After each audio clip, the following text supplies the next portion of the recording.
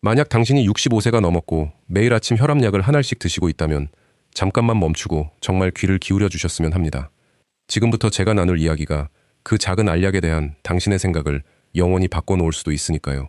수백만 명의 어르신들이 매일 암로디핀, 로사르탄 또는 리시노프릴을 복용합니다. 이것들은 전 세계에서 가장 흔하게 처방되는 세 가지 혈압약입니다. 그리고 여기 주목하셔야 할 부분이 있습니다. 이 약을 드시는 대부분의 사람들은 전체 이야기를 제대로 들어본 적이 없습니다. 약사에게서도 듣지 못했고 때로는 담당 의사에게서조차 듣지 못했습니다. 그저 약을 삼키고 그 과정을 믿고 모든 것이 괜찮을 거라고 여깁니다. 하지만 당신의 몸속에서는 당신이 알아야 마땅한 일들이 조용히 벌어지고 있습니다. 저는 당신이 약을 끊게 만들려고 여기 있는 게 아닙니다. 이 점만은 분명히 들어주세요. 이 약들은 매일 사람의 생명을 구합니다. 뇌졸중을 예방합니다. 신장을 보호합니다. 그렇지 않았다면 훨씬 짧았을 세월보다 몇 년이나 더 오래 심장이 꾸준히 뛰게 해줍니다. 제가 여기서 하려는 것은 당신을 더 똑똑하고 더 잘하는 환자로 만드는 것입니다. 왜냐하면 자기 약을 이해하는 어르신과 그저 아무 생각 없이 약을 삼키는 어르신 사이의 차이는 엄청날 수 있기 때문입니다. 그것은 활기차게 느끼느냐 아니면 기진맥진하게 느끼느냐의 차이일 수 있습니다. 두 발로 안정되게 서 있느냐 아니면 위험하게 넘어지느냐의 차이일 수 있습니다. 기억력을 지키느냐 아니면 조용히 짓을 잃어가느냐의 차이일 수 있습니다. 왜냐하면 이 이야기가 끝날 무렵이면 당신은 이 세 가지 약에 대해 삶의 질을 진정으로 향상시킬 수 있는 9가지를 알게 될 테니까요. 그리고 7번째는 거의 아무도 이야기하지 않지만 당신이 상상하는 것보다 훨씬 더 많은 어르신들에게 영향을 미치는 것입니다. 사람들이 가장 놀라는 한 가지부터 시작하겠습니다. 여기 대부분의 사람들이 놓치는 것이 있습니다. 이 세 가지 약, 즉 암로디핀, 로사르탄, 리시노프릴은 전혀 같은 방식으로 작용하지 않습니다. 하지만 그건 전혀 사실이 아닙니다. 이 약들은 당신의 몸속에서 완전히 다른 경로를 통해 혈압을 낮추며 그 차이는 당신이 어떻게 느끼는지, 어떤 부작용을 알아챌 수 있는지, 무엇을 주의해야 하는지에 엄청나게 중요합니다. 암로디핀은 칼슘 채널 차단제라는 계열에 속합니다. 쉽게 말해 작은 혈관을 이완시키고 넓혀서 혈액이 더 적은 저항으로 흐를 수 있게 해줍니다. 꽉 조인 정원 호스를 느슨하게 풀어서 물이 자유롭게 흐르게 하는 것과 비슷하다고 생각하시면 됩니다. 로사르탄은 ARB, 즉 안지오텐신 수용체 차단제로 알려진 것입니다. 이것은 그렇지 않았다면 당신의 혈관을 조였을 화학 신호를 차단해서 작용합니다. 그리고 리시노프릴은 ACE 억제제입니다. 어떤 면에서는 로사르탄의 사촌격이지만 그 같은 화학적 연쇄 반응에서 한 단계 앞서 작용합니다. 자, 이걸 다 외우실 필요는 없습니다. 하지만 이것이 당신에게 왜 중요한지 말씀드리겠습니다. 각각이 다르게 작용하기 때문에 각각은 자신만의 특성과 자신만의 경고신호, 그리고 특히 나이든 몸에서 나타나는 자신만의 숨겨진 효과를 가지고 있습니다. 그리고 그 점이 당신이 알아야 할 두 번째로 이어집니다. 이것은 제가 어르신들에게서 듣는 가장 흔한 불평 중 하나입니다. 만약 당신이 암로디핀을 복용하고 있는데 발목이나 발 또는 종아리가 하루가 끝날 무렵 붓고 팽팽하게 부어오르는 것을 알아챘다면 그건 당신의 착각이 아닙니다. 그리고 그건 많은 겁먹은 어르신들이 짐작하는 것처럼 심장이 나빠지고 있다는 신호가 아닐 수도 있습니다. 다리 아래쪽의 부종은 암로디핀의 가장 흔한 부작용 중 하나입니다. 이것이 왜 그토록 중요한지 말씀드리겠습니다. 많은 노년층이 이 부종을 알아채고 당황하지만 세월 자신의 약과 연결시키지 못합니다. 어떤 분들은 부종을 관리하기 위해 이뇨제를 처방받게 되는데 이는 첫 번째 약의 부작용을 고치기 위해 두 번째 약을 더하는 셈입니다. 이제 당신은 더 많은 약을 먹게 되고 그 이뇨제는 화장실을 더 자주 가게 되는 것, 탈수, 어지러움 같은 자신만의 결과를 가지고 옵니다. 이것을 우리는 처방 연쇄라고 부릅니다. 하나의 약이 문제를 일으키고 그 문제를 또 다른 약으로 치료하는 것이죠. 그리고 어르신들은 항상 이 덫에 걸립니다. 만약 당신의 다리가 붓고 있다면 그것은 담당 의사와 나눌 만한 가치가 있는 대화입니다. 때로는 용량을 낮추는 것이 도움이 됩니다. 때로는 다른 종류의 혈압약으로 바꾸면 완전히 해결되기도 합니다. 하지만 그 부종이 약 자체에서 오는 것일 수도 있다는 걸 아무도 말해주지 않았다면 당신은 물어봐야 한다는 것조차 결코 알 수 없을 것입니다. 이제 여기서 잠깐 멈추고 하나 여쭤보겠습니다. 저는 정말로 알고 싶습니다. 혈압약을 시작한 이후로 발목 부종이나 끈질긴 기침 또는 예상치 못한 어지러움을 겪으신 적이 있나요? 아래에 댓글을 남겨서 어떤 약을 드시는지 그리고 무엇을 알아채셨는지 말씀해주세요. 저는 이 댓글들을 읽습니다. 그리고 자기가 유일한 사람인지 궁금해하는 수천 명의 다른 어르신들도 이 댓글들을 읽습니다. 당신이 오늘 누군가가 훨씬 덜 외롭게 느끼도록 도와줄 수도 있습니다. 그 기침에 대해 이야기해봅시다. 왜냐하면 그것이 당신이 반드시 이해해야 할 세 번째이고 어르신들을 미치게 만드는 것이기 때문입니다. 만약 당신이 리시노프릴을 복용 중인데 도무지 가시지 않는, 밤에 더 심해지는, 끊임없이 목을 가다듬게 만드는 기침약을 찾게 만들고 자꾸만 또 감기에 걸리는 건가 궁금하게 만드는, 마르고 간질간질하며 컥컥거리는 기침이 생겼다면 잘 들어보세요. 그 기침은 당신의 리시노프릴 때문일 수 있습니다. 이유는 이렇습니다. 리시노프릴 같은 ACE 억제제는 당신의 기도에 어떤 물질을 축적시켜서 이 끈질긴 마른 기침을 유발할 수 있습니다. 너무나 많은 어르신들이 이 기침으로 몇 달, 심지어 몇 년을 고생합니다. 알레르기 검사를 받습니다. 흡입기를 처방받습니다. 아무 소용도 없는 치료제에 돈을 씁니다. 진짜 원인은 그동안 내내 약통 안에 앉아 있었는데 말이죠.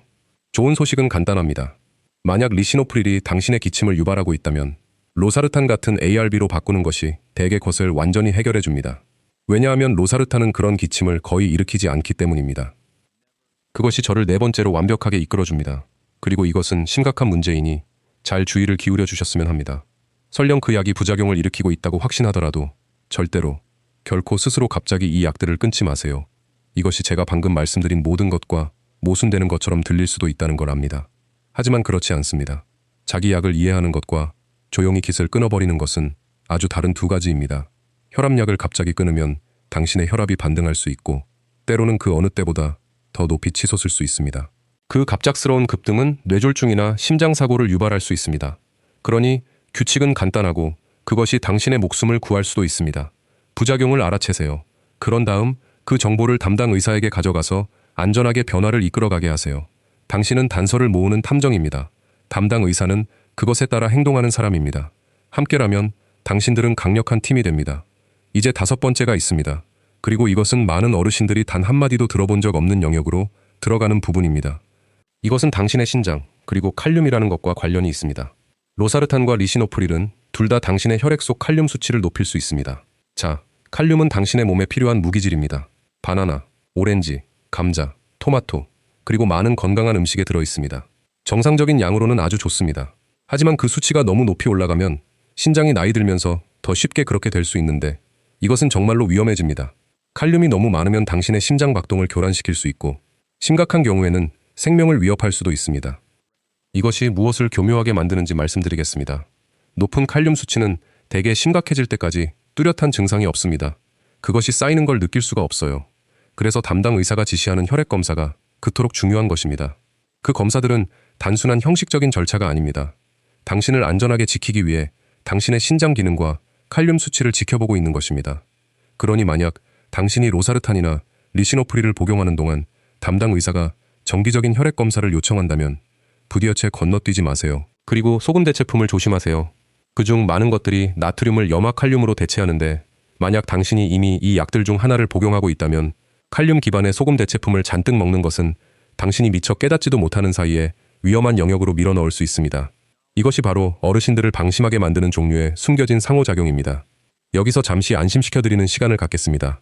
저는 당신이 불안해하는 것을 원치 않으니까요. 대다수의 어르신들은 심각한 문제 없이 수년간 이 약들을 복용합니다. 이런 위험을 이해하는 것의 전체적인 요점은 당신을 두렵게 만드는 것이 아닙니다. 그것은 당신을 알게 만드는 것입니다. 그래서 만약 정말로 무언가 잘못되기 시작하면 그것이 무서워지는 늦은 때가 아니라 고치기 쉬운 이른 때에 죗을 잡아낼 수 있도록 말입니다. 여기서 지식은 짐이 아닙니다. 그것은 당신의 보호막입니다. 이제 6번째는 제가 깊이 마음을 쓰는 것입니다. 왜냐하면 그것이 모든 어르신이 걱정하는 무언가를 건드리기 때문인데 바로 넘어지는 것입니다. 때때로 그것은 너무 잘 작용합니다. 아시다시피 우리가 나이가 들면서 우리 몸은 자세를 바꿀 때 혈압을 조절하는 것이 느려집니다. 의자에서 일어서거나 아침에 침대에서 나올 때 당신의 몸은 중력을 거슬러 뇌로 혈액을 재빨리 올려보내야 합니다. 젊은 사람들에게는 이것이 순식간에 일어납니다. 나이 든 사람들, 특히 혈압약을 복용하는 사람들에게는 그 조절이 뒤처질 수 있습니다. 그 결과는 당신을 어지럽고 머리가 핑 돌고 비틀거리게 만듭니다. 그 몇 초가 바로 넘어짐이 일어나는 순간입니다. 그리고 70대나 80대에 넘어지는 것은 작은 일이 아닙니다. 부러진 엉덩이뼈는 하룻밤 사이에 당신의 독립을 앗아갈 수 있습니다. 이것을 기립성 저혈압이라고 부르는데 이는 그저 일어설 때 혈압이 낮아지는 것을 의미합니다. 암로디핀, 로사르탄, 리시노프릴은 모두 여기에 기여할 수 있으며 특히 용량이 높거나 탈수 상태일 때 그렇습니다. 그러니 여기 당신을 보호할 수 있는 간단하고 실용적인 습관이 있습니다. 일어설 때 단계적으로 하세요. 당신의 몸이 따라잡게 하세요. 그런 다음 두 발을 딛고 할 수 있다면 튼튼한 무언가를 잡고 천천히 일어서세요. 걷기 시작하기 전에 몇 초의 여유를 두세요. 벌떡 튀어오르는 대신 천천히 일어나는 그 작은 변화 하나가 수많은 어르신들을 치명적인 넘어짐으로부터 구했습니다. 그것은 몇 초의 여분 시간 외에는 아무것도 들지 않지만 당신이 독립에 관해 소중히 여기는 모든 것을 지켜줄 수 있습니다. 그리고 이제 제가 앞서 약속드린 7번째를 밝힐 부분입니다. 혈압약은 당신의 혈압을 너무 많이 낮출 때 조용히 당신의 뇌에 영향을 미칠 수 있습니다. 여기 연구자들이 점점 더 많은 관심을 기울여온 우려가 있습니다. 당신의 뇌는 엄청나게 굶주린 기관입니다. 그것은 항상 꾸준하고 풍부한 혈액 공급을 요구합니다. 혈압이 수년간 너무 높게 유지되면 그것은 시간이 지나면서 뇌를 손상시킵니다. 그래서 고혈압을 치료하는 것이 당신의 기억력을 보호하는 것입니다. 하지만 훨씬 덜 주목받는 반대 측면이 있습니다. 적극적인 혈압 치료를 받는 일부 노년층은 머리가 멍하고 피곤하고 정신적으로 둔하거나 그저 예리하지 못하다고 느낀다고 말합니다. 그들은 단어를 찾는데 애를 먹습니다. 마치 진흙 속을 헤치고 나아가는 것처럼 느낍니다. 그리고 너무나 자주 이것은 그저 나이 드는 것으로 치부되거나 더 나쁘게는 치매의 초기 징후로 여겨집니다. 실제로는 그들의 나이 든 몸에 비해 혈압이 너무 빡빡하게 조절되고 있는 것일 수도 있는데 말이죠. 50살에게 맞는 목표 혈압이 85살인 사람에게는 맞지 않을 수도 있습니다. 이것이 당신의 약이 나쁘다는 뜻은 아닙니다. 이것은 그 용량과 목표가 당신에게, 당신의 나이에, 그리고 당신이 하루하루 실제로 어떻게 느끼는지에 맞춰 개인화되어야 한다는 뜻입니다. 만약 당신이 약을 바꾼 이후로 정신적으로 멍하다고 느꼈다면 그것은 담당 의사에게 언급할 만한 절대적인 가치가 있습니다. 당신의 정신은 그 부분을 그냥 넘겨버리기에는 너무 소중합니다. 8번째는 시간과 일관성에 관한 것이며 더 간단하지만 정말 중요합니다. 혈압은 고정된 것이 아닙니다. 그것은 낮과 밤 동안 오르내립니다. 약을 제멋대로 다른 시간에 먹거나 복용을 건너뛰고 나중에 2배로 먹는 것은 봉우리와 골짜기를 만들어내서 당신을 보호하기 더 어렵게 하고 그 어지러운 순간들을 유발하기 더 쉽게 만듭니다. 일부 어르신들은 밤에 약을 먹는 것이 자신과 자신의 몸에 더 잘 맞는다는 것을 발견하지만 그것은 담당 의사와 함께 내려야 할 개인적인 결정입니다. 가장 중요한 것은 꾸준하고 믿을 수 있는 습관입니다. 매일마다 칸인 아닌 종류의 주간 약통을 사용하세요. 우리가 나이가 들면서 오늘 약을 먹었는지 아닌지를 놓치기가 놀라울 정도로 쉬워집니다. 내가 먹었나? 아니면 어제 걸 기억하는 건가? 약통은 그 의심을 완전히 없애줍니다. 한 번만 보면 알 수 있습니다. 작은 도구이지만 복용 누락과 실수로 인한 이중 복용을 둘 다 막아주는데 이 2가지 모두 이 약들에서 실제 문제를 일으킬 수 있습니다. 모두 그것에 의지합니다. 9번째를 드리기 전에 제가 정말 중요하다고 생각하는 것을 하나 여쭤보겠습니다. 그리고 댓글로 당신의 솔직한 의견을 정말 듣고 싶습니다. 담당 의사가 당신의 혈압약을 진정으로 설명해 주었다고 느끼시나요? 아니면 그저 처방전만 손에 쥐어지고 갈 길을 가라고 보내진 것처럼 느끼시나요? 어떤 사람들은 요즘 어르신들이 약을 지나치게 많이 처방받는다고 나이에 비해 너무 공격적으로 설정된 목표로 진정 필요한 것보다 더 많은 약을 먹게 된다고 믿습니다. 저는 당신이 어느 쪽인지 듣고 싶습니다. 아래에 말씀해 주세요. 대부분의 어르신들이 자신의 혈압에 관해 올바른 조언을 받고 있다고 생각하시나요? 아니면 아니라고 생각하시나요? 당신의 경험은 중요하며 이것은 터놓고 나눌 만한 가치가 있는 대화입니다. 이제 9번째이자 마지막입니다. 그리고 제가 이것을 맨 마지막으로 남겨둔 것은 여러 면에서 이것이 모든 것 중 가장 힘을 실어주는 것이기 때문입니다. 당신의 필요는 변합니다. 당신의 몸은 변합니다. 당신의 체중, 식단, 활동량, 다른 약들, 신장 기능, 이 모든 것이 세월이 흐르면서 바뀝니다. 그리고 5년 전에 당신에게 완벽했던 용량이 오늘의 당신이라는 사람에게는 너무 많거나 때로는 너무 적을 수도 있습니다. 여기 대부분의 사람들이 놓치는 것이 있습니다. 그들은 어떤 약으로 처방을 시작하고 그런 다음 몇 년이 흘러가지만 아무도 그것이 여전히 올바른 선택인지 다시 평가하지 않습니다. 하지만 이 약과 당신의 관계는 정기적으로 검토되는 살아 숨쉬는 것이어야 합니다. 이것이 바로 당신이 스스로 깨닫는 것보다 더 많은 힘을 가진 부분입니다. 당신은 담당 의사에게 직접 물어볼 수 있습니다. 제 나이에 이것이 여전히 저에게 맞는 약이고 맞는 용량인가요? 우리가 약물 검토를 고려해 봐야 할까요? 용량을 낮추게 해줄 만한 생활 습관의 변화가 있을까요? 그런 질문들이 당신을 수동적인 환자에서 자기 자신의 건강에 능동적인 동반자로 바꿔놓는 것입니다. 왜냐하면 혈압을 높이는 바로 그것들이 종종 당신의 통제 안에 있는 것들이기 때문입니다. 식단에서 소금을 줄이는 것, 그리고 제가 말하는 건 소금통보다는 통조림 수프, 델리 육류, 포장식품에 숨겨진 소금입니다.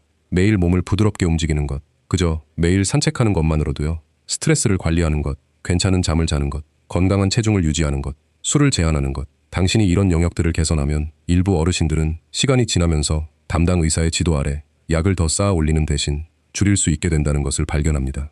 모두가 그럴 수 있는 건 아니고 그것도 전혀 괜찮습니다. 하지만 당신과 담당 의사가 전체 그림을 함께 들여다보지 않는 한 당신은 결코 알 수 없을 것입니다. 이제 이 모든 것을 당신을 위해 마무리 지어드리겠습니다. 왜냐하면 저는 당신이 이 이야기에서 두려움이 아니라 힘을 얻고 떠나셨으면 하기 때문입니다. 이 세 가지 약, 암로디핀, 로사르탄, 리시노프릴은 진정으로 좋은 약들입니다. 그것들은 심장과 뇌와 신장을 보호합니다. 수백만 명의 어르신들에게 그것들은 조용히 좋은 삶의 세월을 더해주고 있습니다. 그러니 부디 오늘 제가 말씀드린 어떤 것도 그것들을 불신할 이유로 듣지 마세요.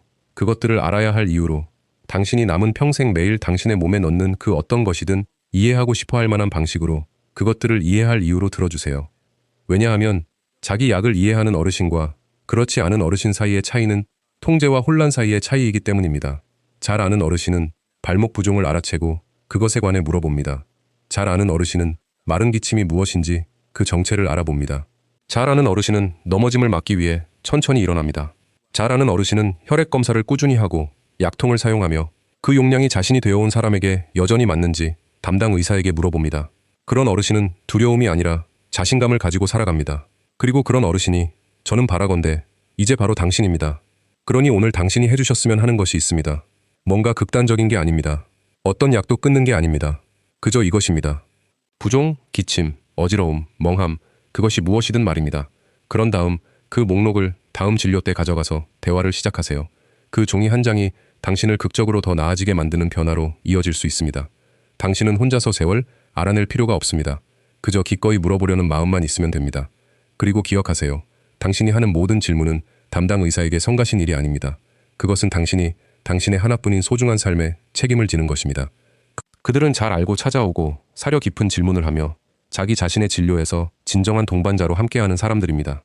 잘 나이 드는 것은 약을 피하거라셀 두려워하는 것이 아닙니다. 그것은 약이 진정으로 당신에게 도움이 되도록 만들 만큼 충분히 깊이서를 이해하는 것입니다. 저는 당신이 오늘 밤 희망을 느끼셨으면 합니다. 나이가 들어간다는 것이 당신의 건강에 대한 통제를 잃는다는 뜻은 아닙니다. 아주 많은 면에서 지금은 당신의 지혜와 관심이 그 어느 때보다 당신을 더 잘 보호해 줄 수 있는 삶의 계절입니다.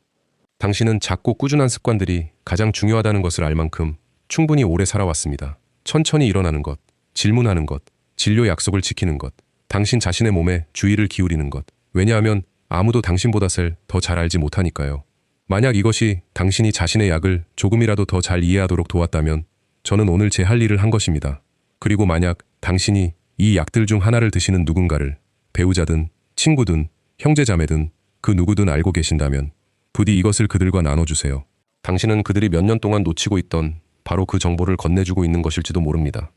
그 간단한 나눔의 행동이 당신이 사랑하는 누군가를 진정으로 보호할 수 있습니다. 저와 이 시간을 함께 보내주셔서 감사합니다. 앉아서 배울 만큼 당신의 건강을 충분히 아껴주셔서 감사합니다. 왜냐하면 그것만으로도 당신이 힘과 명료함과 존엄을 가지고 나이 들어갈 그런 사람이라는 것을 저에게 말해주니까요. 여기서 배운 것을 가져가서 담당 의사에게 가져가고 그 대기실에서 가장 잘 아는 환자가 되세요. 당신은 당신 자신의 몸을 이해할 권리를 얻었습니다. 몸 조심하세요. 이 교훈들을 마음에 새기세요. 그리고 당신이 준비되었을 때 앞으로 다가올 세월 동안 당신의 건강과 독립 그리고 마음의 평화를 지키기 위해 알아야 할 더 많은 것들을 가지고 제가 바로 여기 있겠습니다. 왜냐하면 당신은 이 세월을 강하게 느끼고 안정되게 느끼며 가장 중요한 그 한 가지, 바로 당신 자신을 온전히 통제하고 있다고 느끼며 살아갈 자격이 있으니까요.